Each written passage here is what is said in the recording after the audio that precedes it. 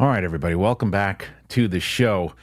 UFOs, you know, I talk about them. Well, Spielberg is doing his movie, The Dish, and there's so many different people in this movie. New casting, potentially, Coleman Domingo in the movie. I don't know, man. Is this going to be something that Spielberg's actually going to start to bring attention, or is it going to be more fantastical? We've talked about it before. Are the conversation's going to keep on going with this topic? We shall see. That and more on the show here today with my guest, Tom Chattlebash. Let's do it.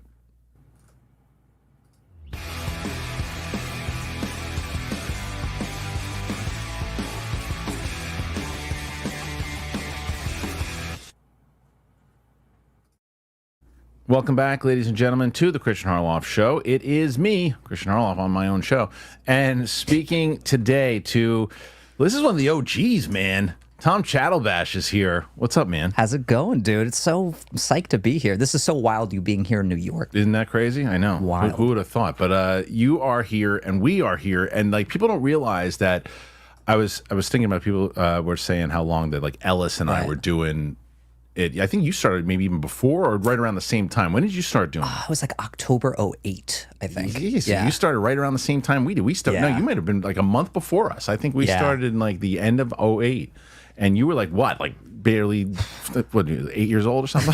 I think I was going on 5. I was in like 9th grade. That's crazy. Yeah. Still That's remember crazy. to this day. Madagascar 2, first movie I ever reviewed. Yeah, well, we did that one. So yeah, so maybe it's again around the same time. But anyway, that was you had done that for a bit, and you were building a pretty good following. You were on par with us, Jeremy, Chris Stuckman, all that, and then you decided to take a break.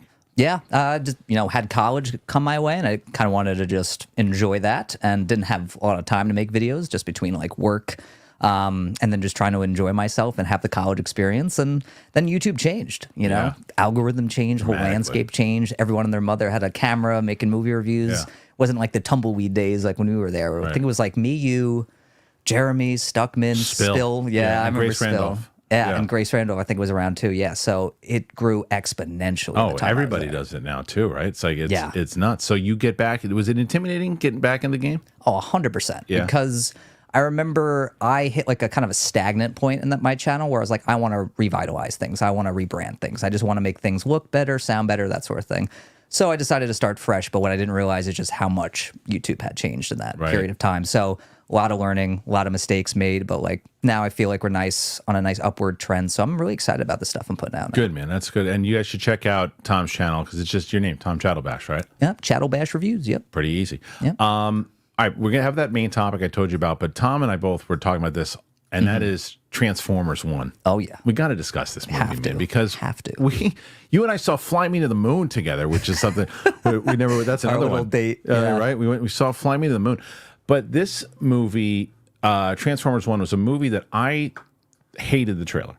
Yeah, same. I thought the trailer was so bad, and I'm like, this movie is going to just be terrible. And then at one point, I said, I think that this is aimed towards kids. This is right. It aims toward like my 6-year-old saw the trailer and went, oh, I want to see this. Like, okay, now I get it. I get it. It's not what the movie was at all. No, it's completely different. Like I would say like the first like 10 to 15 minutes of the movie is what the trailer sold me. And then after, it just becomes something so much better, so much more livelier and mature, where I was just like, from scene to scene, I was just like more and more shocked by how much I was enjoying it.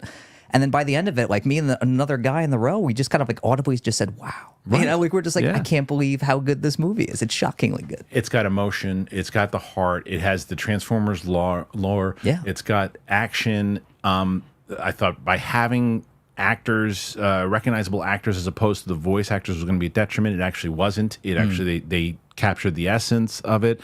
I would say, because I'm never going to be able to replace the 1986 Transformers animated. Okay, it's my favorite of all time. I'm unattached. Okay, fair.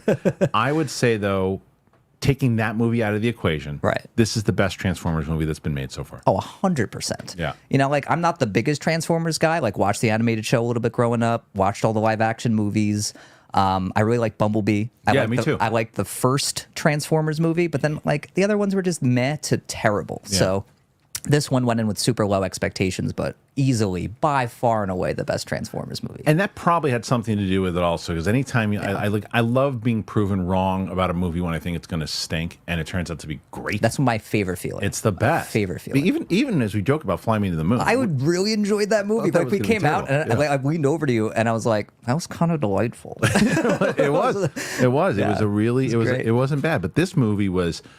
It just had everything I wanted it to be. I had a Kool-Aid smile on the entire Yeah. time when I was watching it, and I hope it does really, really well, because I think that there were a lot of people turned off by that first trailer. I feel like so many people who they've like commented on my review saying, I don't know, it just looks so bland. It looked like a kid's movie. And I was like, give it a shot. Like, it's genuinely a great all-around movie for kids, for adults. I think adults will be so surprised by how much they enjoy it, Yeah. and how much their kids are also going to enjoy it. I think that's the main thing, is that this is why most people should see, especially if you have kids. Oh, 100%, and, like, yeah. You know, because I think that smart people realize that, like, everybody can talk about animation. Smart people can realize that, like, you know, if you see two dudes talking about animation, it's like, is it a good movie? You know, that's the whole point. It's a good movie, and it works for everybody. So smart people would know that. I think dumb people don't realize that stuff. All right, so that's that. That is the Transformers 1 kind of thoughts. I think that you guys should definitely check it out. Now, as we saw on the main topic here, this is a big story, at least for what I've been covering over the last year, and in general, and it's Steven Spielberg. So anytime Spielberg comes up, it is a major thing. So let's bring up this story right now. I just got to bring up the story, and then we can figure out where the hell did it go. It disappeared on me. Oh, no. It disappeared. There it is. There he is. All right. So here is the story itself, and that, of course, is that Steven Spielberg working on this new movie, The Dish, and Oscar nominee Coleman Domingo is in early talks to join Steven Spielberg's upcoming untitled UFO film at Amblin Entertainment and Universal Pictures.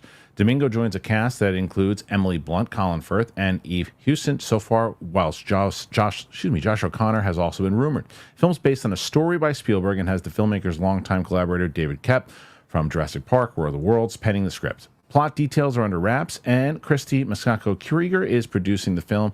Has been previously rumored to have been titled The Dish. Universal has dated the film for May 15, 2026, his first summer movie release since Indiana Jones and the Kingdom of the Crystal Skull in 2008.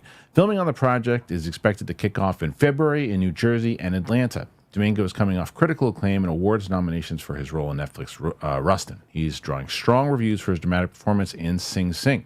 He and Spielberg previously worked together on 2012's Lincoln.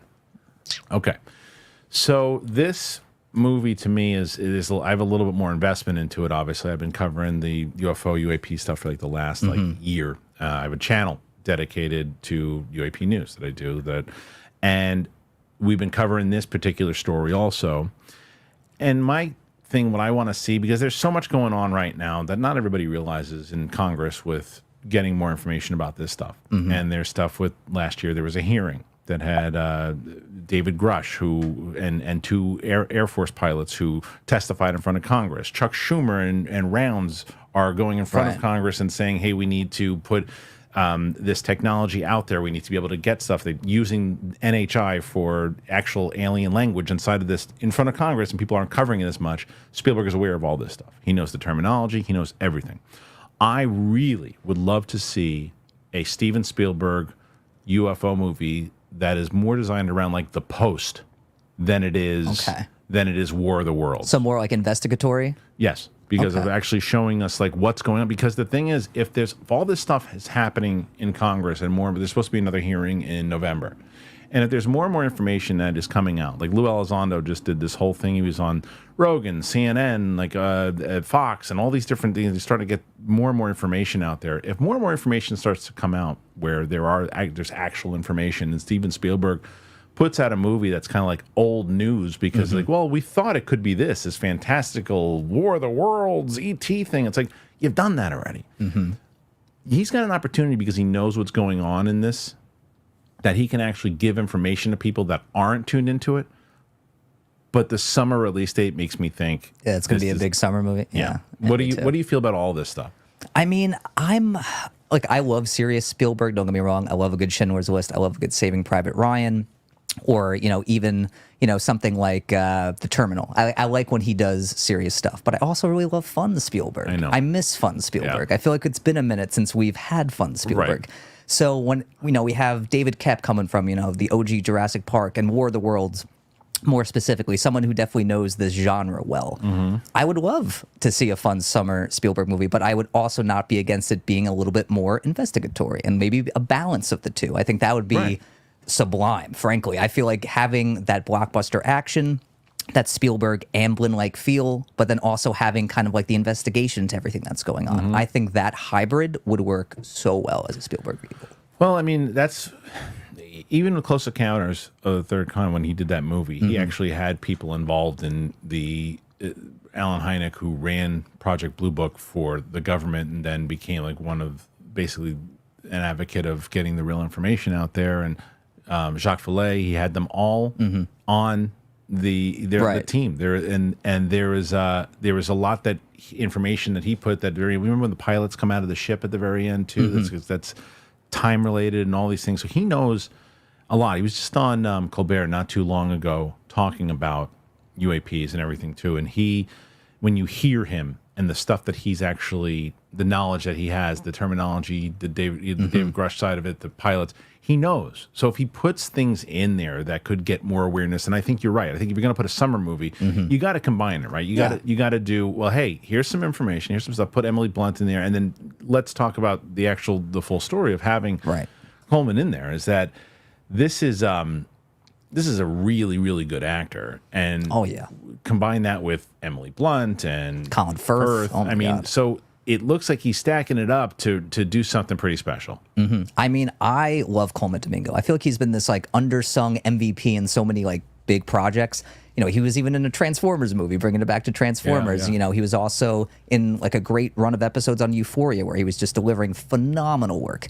So to see him get all this praise for Sing Sing and Rustin and now finally get his due and be in these high-profile projects, I'm all for it. He's so good. Me too. What do you guys think, man? Do you think this is something that Spielberg is going to do? Is it going to be, someone mentioned in the chat that it was going to be more of like a satellite dish connecting with the aliens, maybe more contact style? That's interesting. Do you think there's going to be a shot that he does a more like The Post, or is it going to be more of the War of the Worlds big Spielberg kind of alien movie with a just stellar cast? Go ahead and put your comments in there. Tell me exactly what you think. We want to hear from you. Well, Tom is the new kid on the block. We know that right now. Yesterday, Roca had 73 questions. As of right now, I mean, Tom, small bar. As of right now, Tom, I can tell you you're at a goose egg. It's just fun. No, it is A-okay, man. No questions just yet, but I'm sure someone will throw one in there before we get out. But before we even get to anything else. We had a record the other day, but Tom, you're resting at 0. Well, no, that's a record. We've never gone a full show with 0, so there you go. Oh, wow. I like to break new ground. Perfect. So before we do that, let's tell you guys a little bit more about our sponsors. We got 2 of them here that I wanted to let you know about. And of course, that is our friends over at AG1 and BetterHelp. Here you go. Let's talk AG1. I love AG1. I had it this morning. I love it. It helps you build a healthy morning routine. 60 seconds to get your daily dose of vitamins, minerals, pre and probiotics, adaptogens, more. And I've been drinking it forever. You can't be part of this show if you haven't heard me talking about AG1. I'm going to give you a couple of fast facts about AG1 and how it supports your gut health. It contains prebiotics, probiotics, and gut-supporting ingredients to support your digestion, reduce bloating, and keep you regular. In a research study, 80% of participants noticed less gas and bloating after 30 days of drinking AG1. For me, I've had a lot of changes since I started to. I sleep better, better gut health, my focus, stress, all of it. It's just great. AG1's powder form makes it easy for your body to digest and access the nutrient-dense ingredients in the formula. I mean, they've been around with us for so long because so many of you guys have been doing it also. You've been getting AG1, you've been checking that, you've been changing your routines, and it's worked. So if you want to start and notice the difference for yourself, it's a great first step to invest in your health, and that's why they've been a proud partner of mine for so long. Try AG1 and get a free bottle of vitamin D3K2 and 5 free AG1 travel packs with your first purchase at drinkag1.com/bigthing. $48 value for free if you go to drinkag1.com/bigthing. Go ahead, check it out. This episode is brought to you by BetterHelp. Let me ask you guys a question. What is something that you'd love to learn?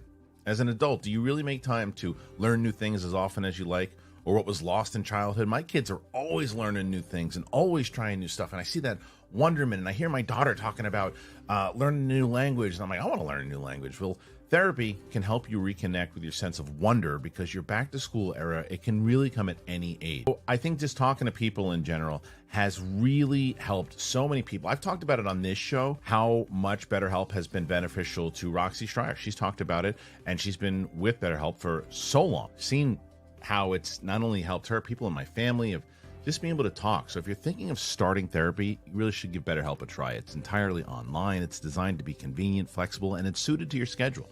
You fill out a brief questionnaire to get matched with a licensed therapist, and you switch therapists anytime. No additional charge. So rediscover your curiosity with BetterHelp. You got to visit betterhelp.com/bigthing today. You get 10% off your first month. BetterHelp, HELP.com/bigthing. All right, thank you to our friends over at AG1 and, of course, BetterHelp. And I always ask people, people have said, what do I do if I want to help out the show? What do you do? So, well, you can get something for yourself. Check out any one of our sponsors. The links are in the description. That helps us out, and you get something in return. All right, Tom, were you excited about Agatha? I feel like Marvel's been very hit or miss with the shows. Yeah. So that's a fair reaction, I think. Well, Agatha, the reactions are in for the latest Marvel show.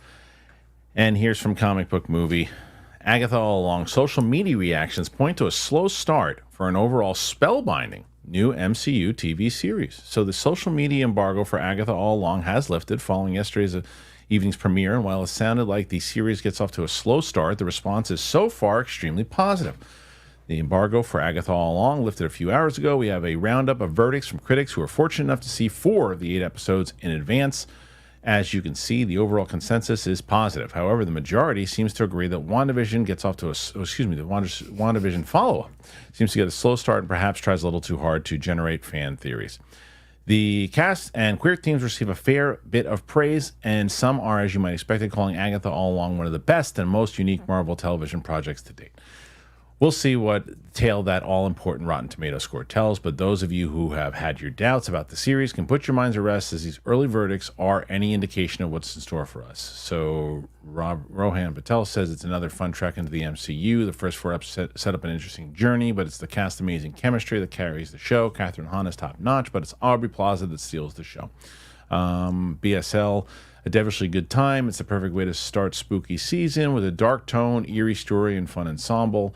Anthony Gagliardi says it's wickedly fun, a witchy spin-off that casts its own spell. Han is delightfully mischievous, and Joe Locke is a blast to watch, and the Covenant's chemistry will leave you bewitched.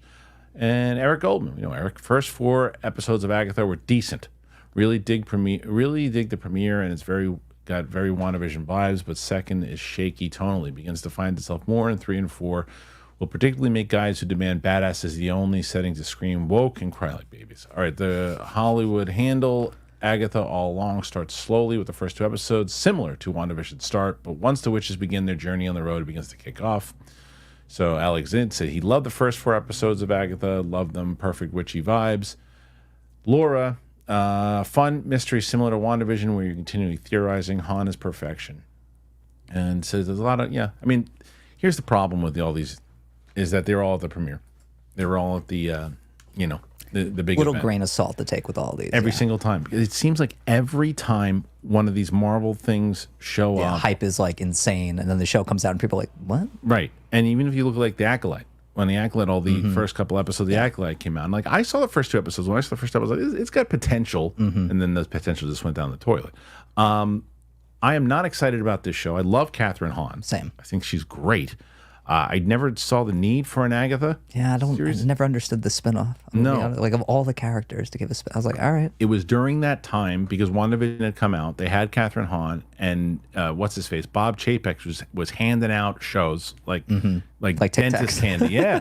and it's like, no, let's not do that. But they got her to do it, and then they signed her on for it. And then if you look at the success of Werewolf by Night, which is great. I love that. I don't know why they don't do that yearly. It's so good. But maybe this is part of that yearly. Maybe that's what their this is. spooky season event. trailers did nothing for me. Yeah, same. Yeah. They've done literally nothing for me. I like the whole spooky season event thing. I like the general concept of this with like the witches and getting all mystical. Like that could potentially be fun. Potentially. But then I just feel like a lot what happens with these Marvel shows, they get too caught up in the lore and then they build up all these questions that they don't really answer all of them, and then it becomes underwhelming. So I'm going in with low expectations, but I would love to be surprised. Me too. I'm just, I don't know. The cast is good. It's a good cast. I just don't want another Ralph Boner situation. Which one's that? What is that? WandaVision, where they had Quicksilver come in, and then he ended up just being Ralph Boner. Right. I was just like, come on, guys. Right. And if they're going to do stuff like that, it's like, why? But they do feel, Marvel right now does feel like it has a little bit more momentum. Yeah, it feels like it knows what it wants to do now. A little bit more, yeah. Yeah, we were talking about it on the show, the last couple of shows, where when all that Chapek do this, Feige do 75 things, and Feige didn't have enough clones to do everything. So he, even if you look at, like, because you saw the stuff with Bo DeMeo, the news that came out where he was talking about the Multiverse of Madness stuff. So there's like, you told the actual what the movie was going to be, and then Raimi got a hold of it and said, I don't want to do that, and they didn't pay attention to WandaVision or any of that too. Right. And I think that he realized, Feige, that is, we can't do that.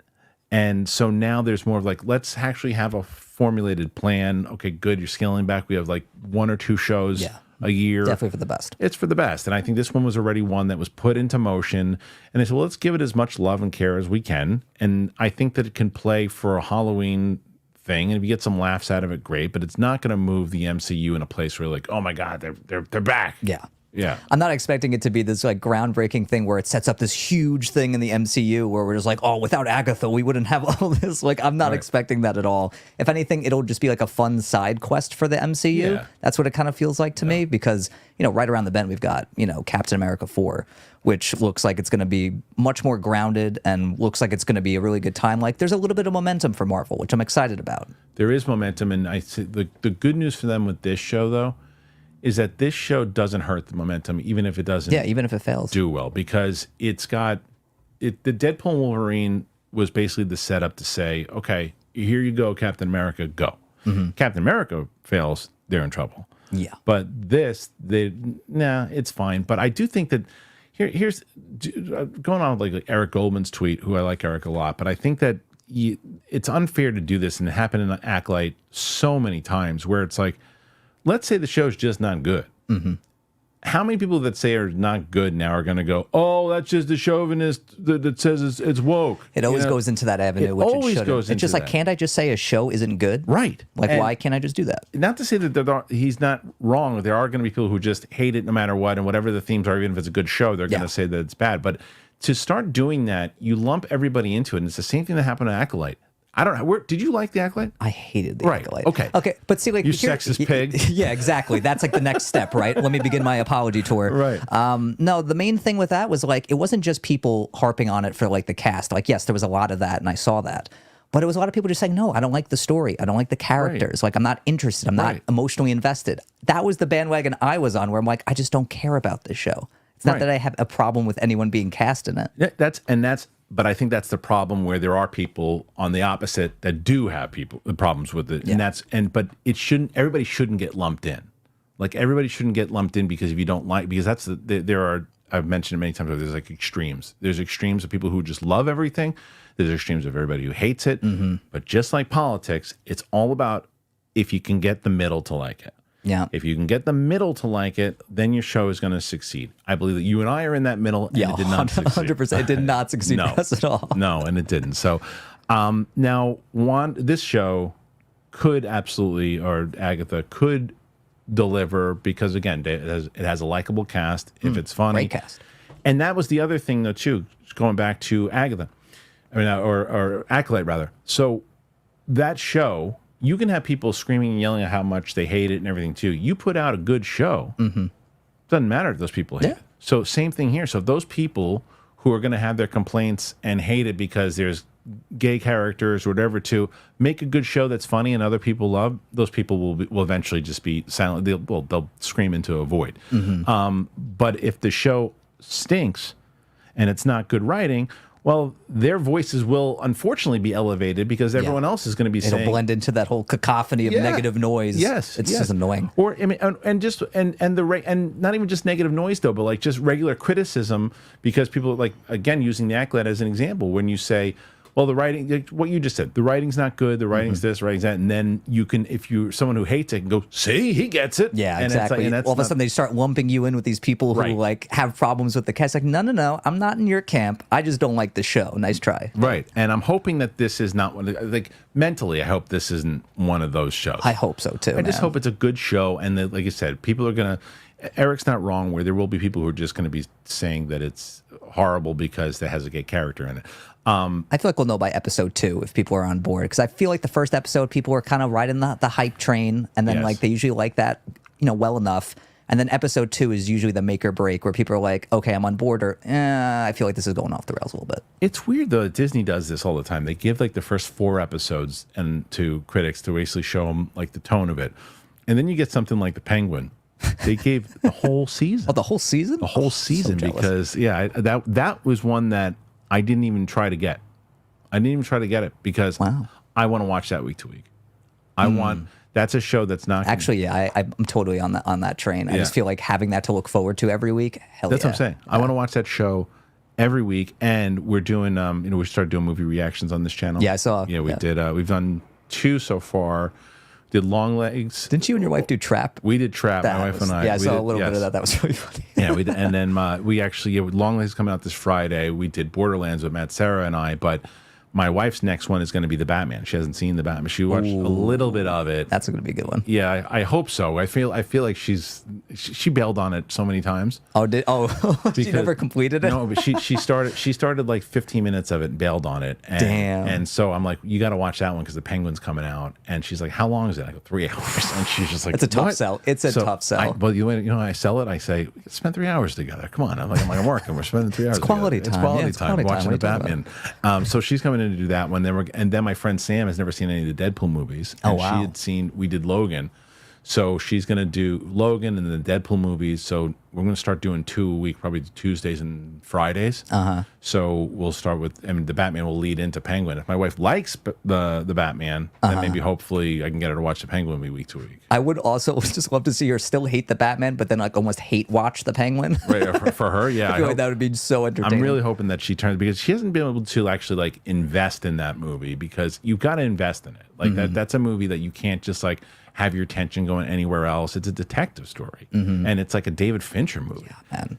I'm a huge Batman fan, so like to see them actually do the detective story for Batman that I really wanted, like genuine, like David Fincher-esque, I was like hooked within like the first 5 minutes. I was like, if the whole movie can be this, I'm so in, and it was. Me too. All right. So all of that stuff we just talked about, guys, with Agatha, are you guys excited about Agatha? Do you care about Agatha? Do you think it's going to deliver?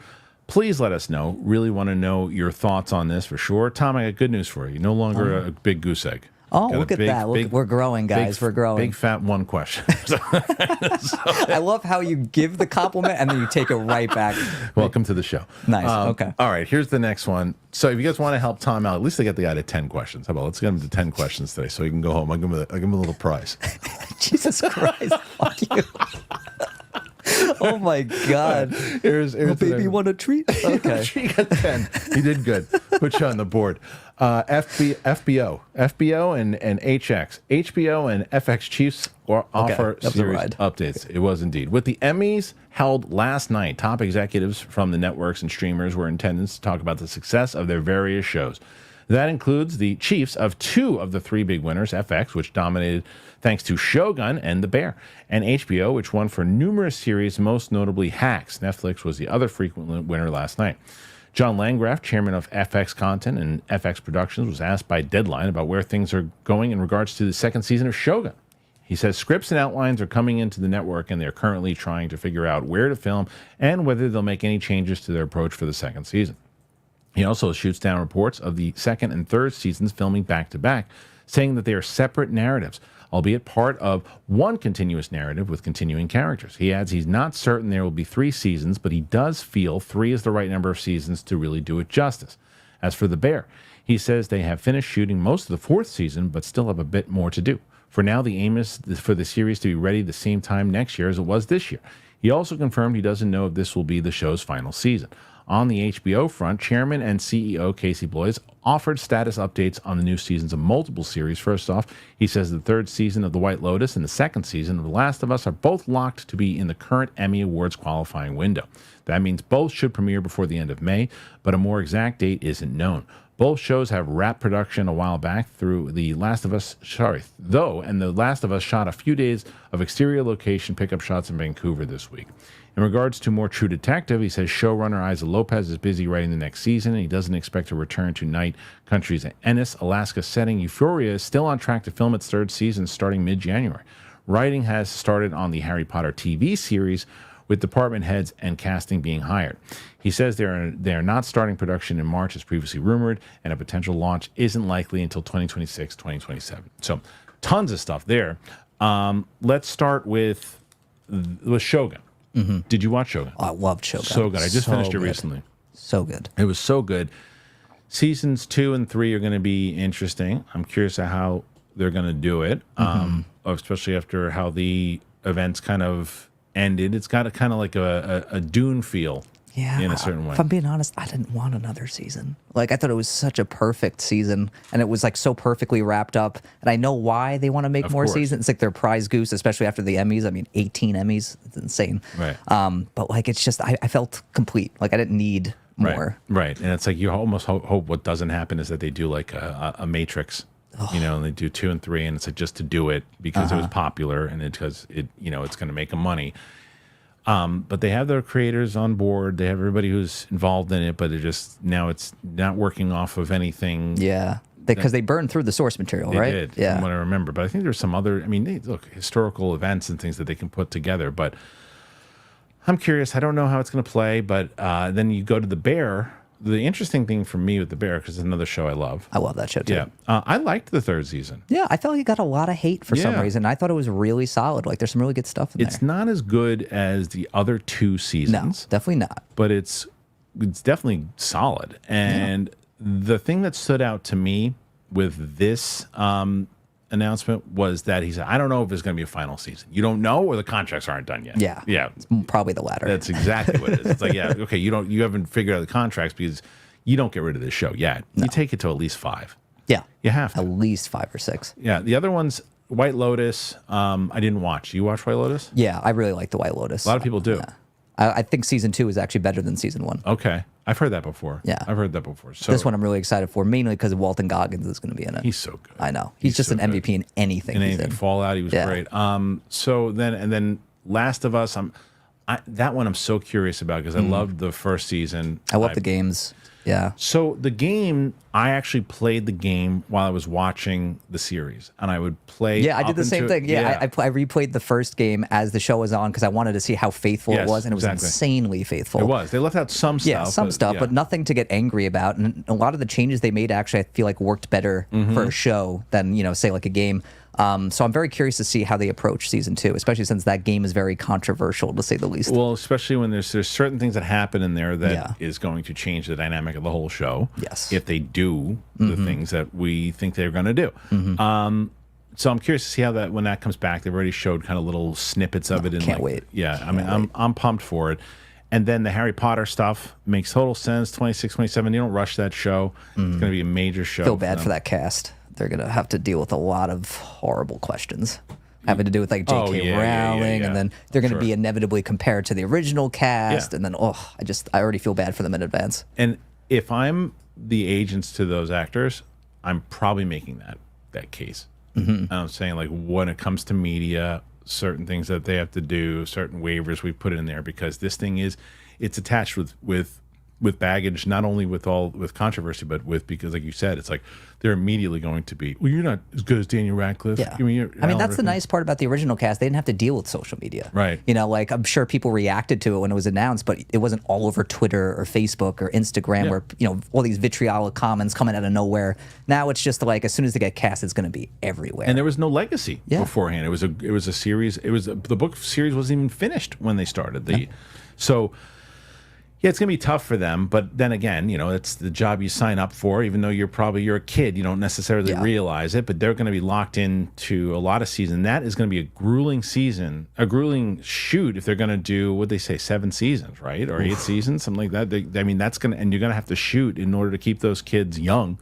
Yeah. You're going to have to shoot every damn You don't year. want a Stranger Things situation. No, this kid's going to look like 40 years old. It's like Ian Zierning all over the place. AARP by the time the show's done. 100%. I mean, that's like, you can't do that anymore. What was it? There was just something recently where my wife and I were talking about, like Grease. And John Travolta was like 27 when he did that movie. Yeah. And That was during that whole era where they cast like 20, 30-year-olds to play high school kids. And it like weirdly worked. Like now you do it, it's just like, ugh, what are we doing here? Somebody asked me yesterday on the show what one of my favorite musicals was. I should have said Grease.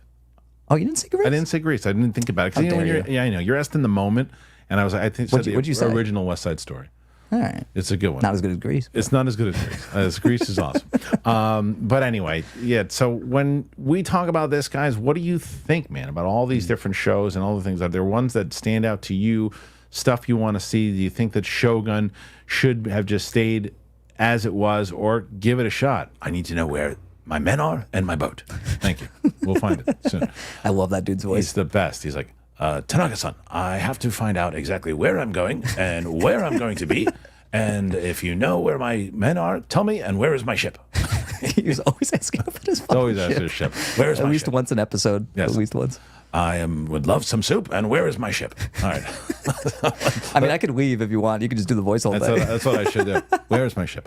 All right, let's get to, before we get to another story, I'll tell you guys real quick about our friends over at Joymo and Built, and then let's get to that question. I was having a barbecue with the family, and I was going to go and went to pick up some games for the kids to play, and I was picking up cornhole, and while I was at the sports store getting it, I kept seeing Liquid IV, and more, I'm so excited. Wrong one. Built. I really hope that people are going to start taking advantage here of Built, because listen up, renters. If you ever feel like you're stuck in this loop of rent payments, just watching your money vanish into thin air, it is time to turn that rent game around and start earning some serious rewards, and that's where Built Rewards comes in. You've done that before. You've been there. You're like, I'm burning cash with all the rent checks. I'm there all the time. I feel like it. It's frustrating, but here's the deal. Built Rewards has figured out a way to make rent more rewarding. You say goodbye to the money bonfire and hello to a renter's revolution with Built. Built is breaking ground as a neighborhood rewards program that hooks you up with points on your rent. Every month, you pay your rent and you watch the Built points roll in. You can use your points to book fitness studio classes, redeem them towards a future rent payment. They're designed to meet your lifestyle. Pay rent hassle-free through the Built Rewards app. Your rent game just got a major upgrade. Built points have consistently ranked the highest value point currency by the Points Guy and Bankrate. Earn points by paying rent now when you go to joinbuilt.com/bigthing. That's joinbuilt, BILT.com/bigthing. And make sure to use our URL so they know that we sent you. Joinbuilt.com/bigthing to start earning points with your rent payments today. You guys know it's time for Joy Mode. I love talking about Joy Mode. They've been with us forever now. So Joy Mode really is absolutely wonderful. It's a sexual performance booster. You know that already, but it's not just about better sex. Daily use supports healthier blood vessels, boosts heart health, and it enhances your athletic performance. Expertly formulated and backed by science, it's proven to improve erection function by 50% in just 60 days.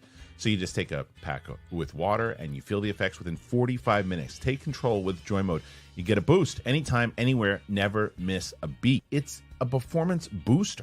And I'm telling you, I was like, wait a minute, let me see. I don't necessarily need it. It's not about needing it. It's about saying, wait a minute.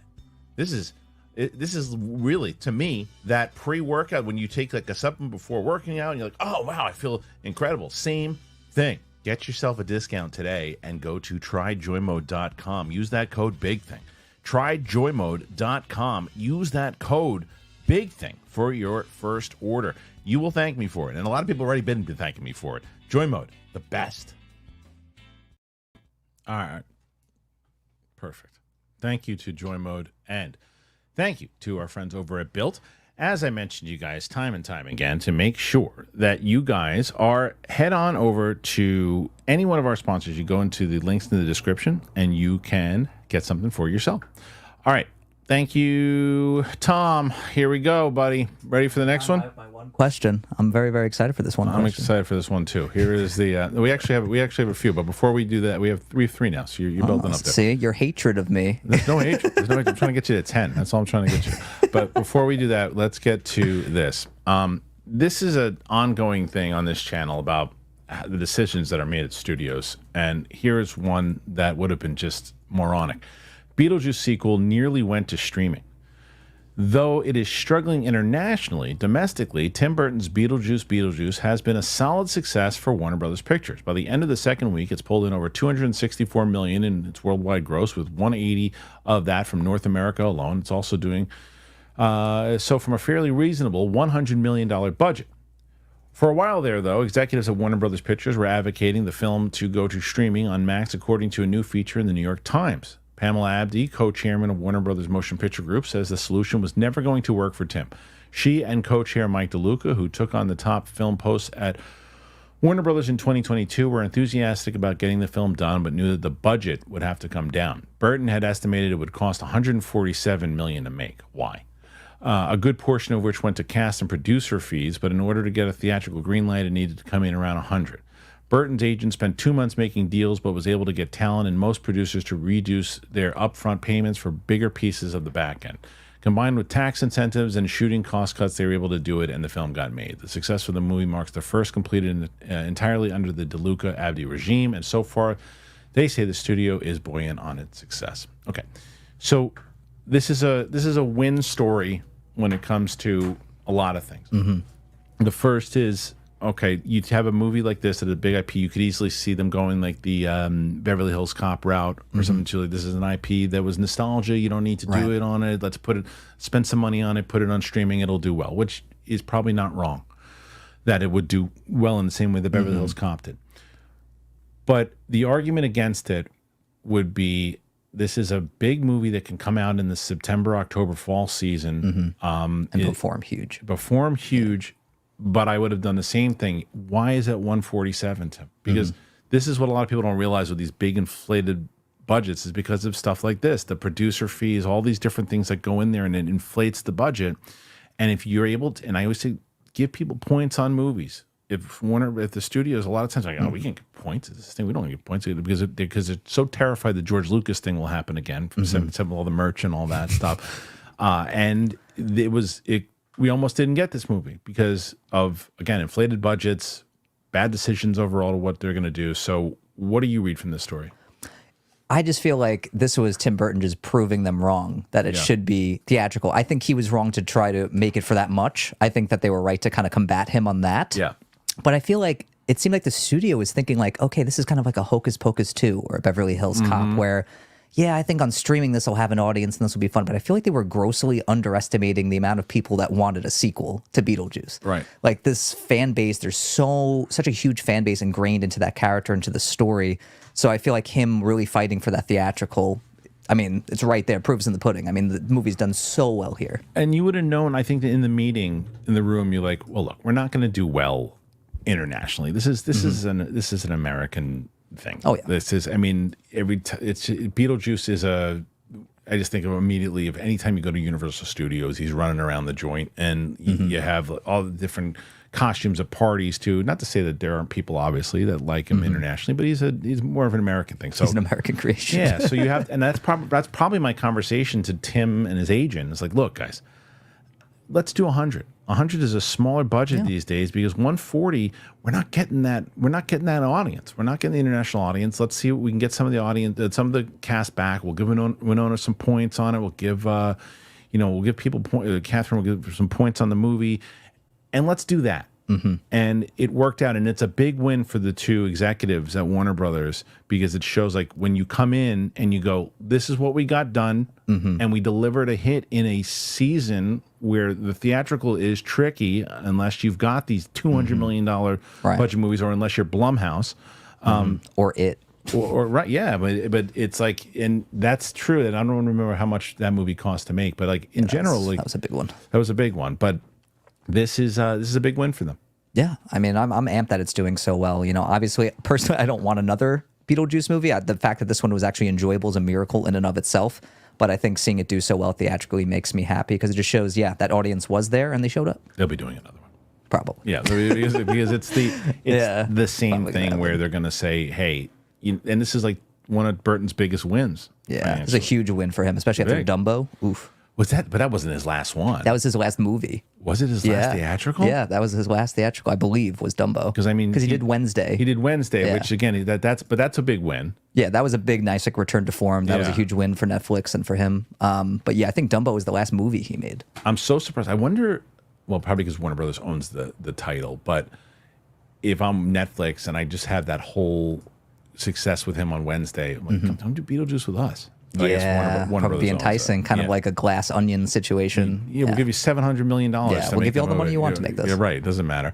And then same, like Apple, I thought was one of those places that just spend. They just spend money and they don't care. They just throw it out the window. But they just don't market anything they have, and they have such good stuff. They just canceled Time Bandits. I have no idea what that is, but that's the problem. So Time Bandits was a very popular 80s movie. Okay, yeah, that I remember. And Taika Waititi did the series for Apple. Okay. And Lisa Kudrow and good cast. It's Apple, So, but it's exactly what you just said. Nobody knew that it existed. Yeah, they don't market any of their shows. Yeah, and it just ate it. So they canceled that. But someone who is still pushing and is going to keep pushing is James Cameron. Yeah. Well, James Cameron is not usually okay. He's going to basically just retire with Avatar. No, not the case. So he's going to direct Hiroshima. Oscar-winning filmmaker James Cameron has bought the screen rights to Charles Pellegrino's 2015 novel, Last Train from Hiroshima, and its forthcoming follow-up, Ghosts of Hiroshima, reports Deadline. The project will reportedly serve as the basis for a film titled Last Train from Hiroshima that he will direct as soon as production timeline of his Avatar sequel permits him in 2073. He says that the plan is to create one uncompromising theatrical film from the two books in what will be his first non-Avatar film since Titanic in 97. The film focuses in part of the true story of a Japanese man during World War II who survived the atomic blast at Hiroshima, got on a train to Nagasaki, and then survived the nuclear explosion in that city. In a statement to the trade, Cameron says, "It's a subject that I've wanted to do a film about, that I've been wrestling with how to do it over the years. I met Tsunobu Yamaguchi, a survivor of both Hiroshima and Nagasaki, just before he died. He was in the hospital. He was handing the baton of his personal story to us. I have to do it. I can't turn away from it.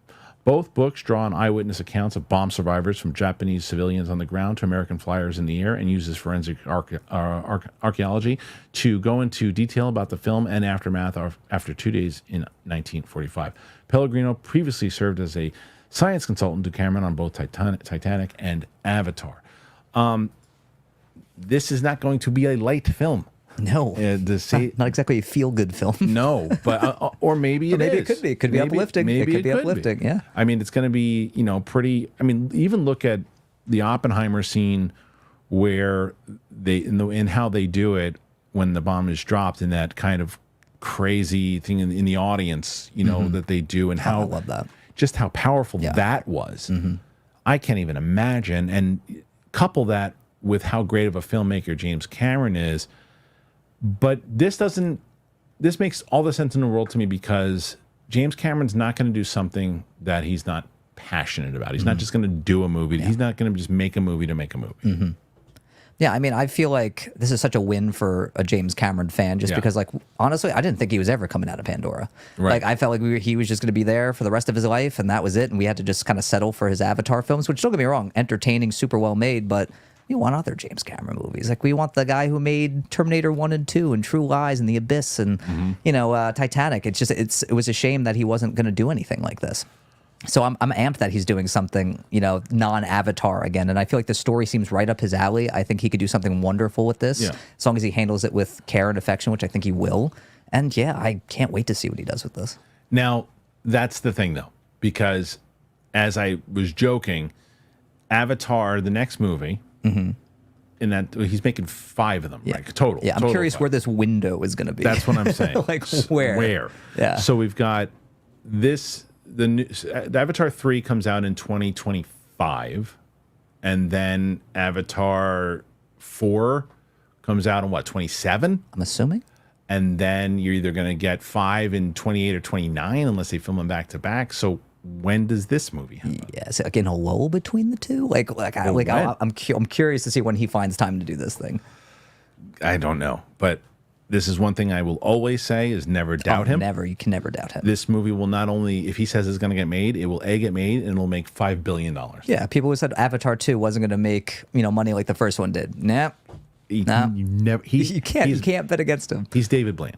Oh, 100%. He is 100% David. He could make a movie. He could say, I'm going to make a movie about this remote control, give it legs, and have it just speak a different language for 4 hours. And I'm like, and he said, I'm going to make it make $1 billion. It'll make $1 billion. I feel like him and Nolan have that power. Where like, okay, a movie about Oppenheimer and like his invention of the atomic bomb. It's like on paper, how is that going to be a box office sensation? And he turned it into this gigantic hit. And not even the invention of the bomb. Yeah. The trial about the bomb. Yeah. And it's like, and it's going to be mostly about the trial, and it's going to be almost 3 hours, and it's going to make almost $1 billion. It's insane. It's insane. It's like, just give both of them a blank check, call it a day. And you really, there are very few people right now. There are very few movie stars. I mean, I bring this conversation all the time, and I always challenge people to do it, and they really can't do it.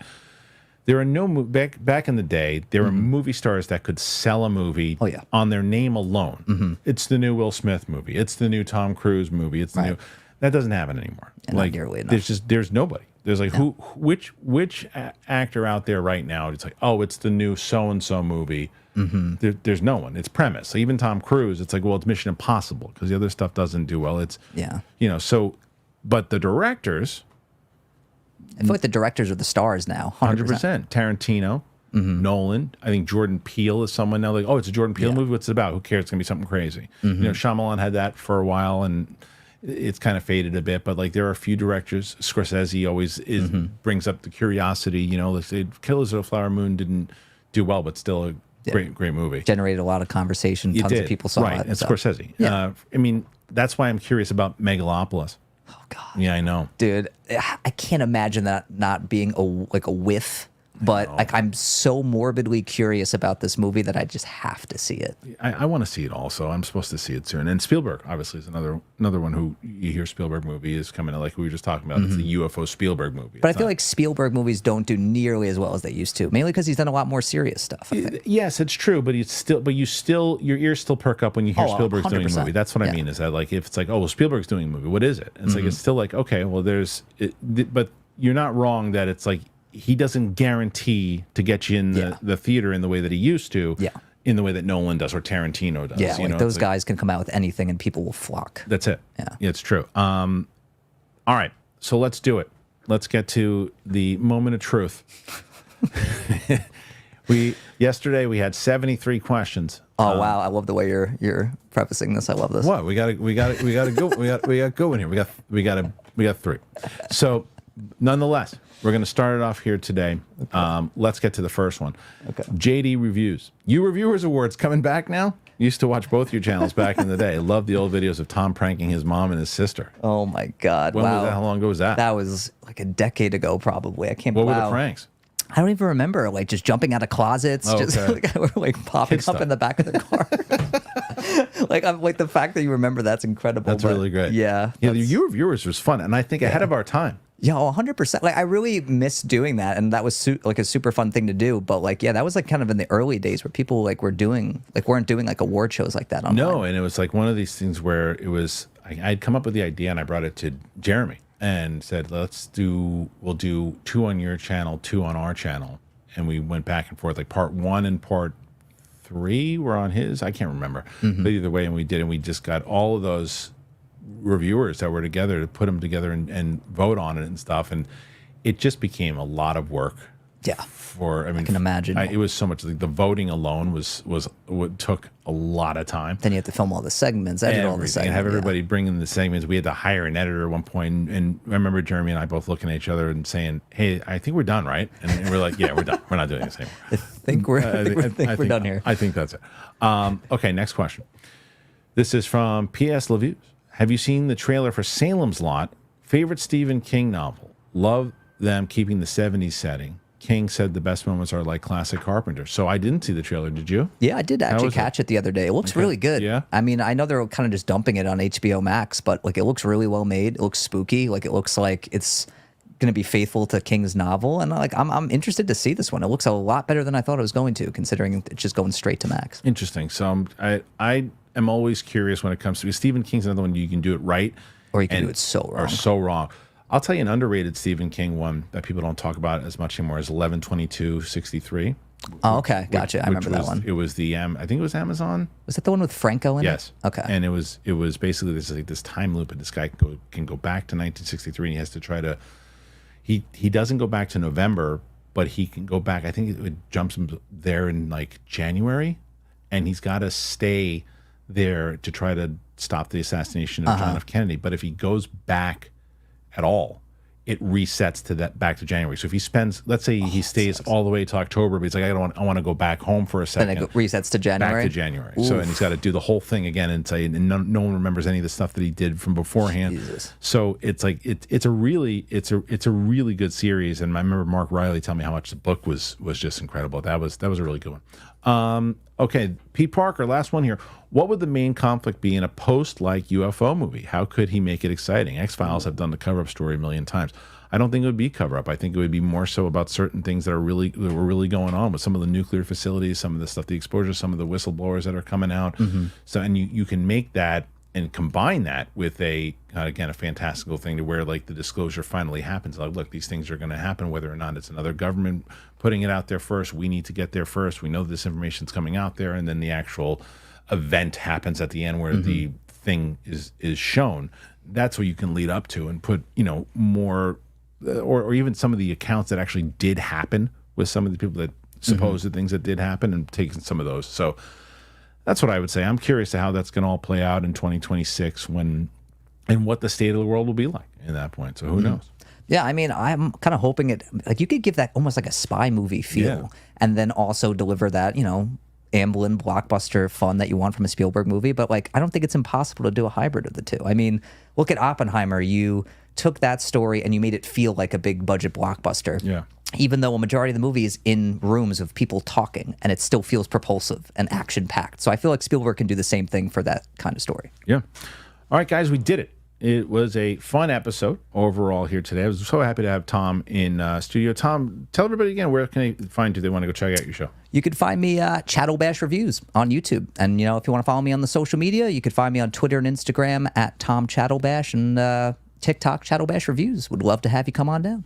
Please do so, and thanks for joining us here as always. We are live Monday through Friday on this show. Tomorrow will be myself and Steph. Thursday is going to be Roxy. She's going to be on that episode. And then Friday will be Winston and Coy. Coy back in town. Friday I will be also dropping my long legs reaction with my friend Tina. That'll be up there.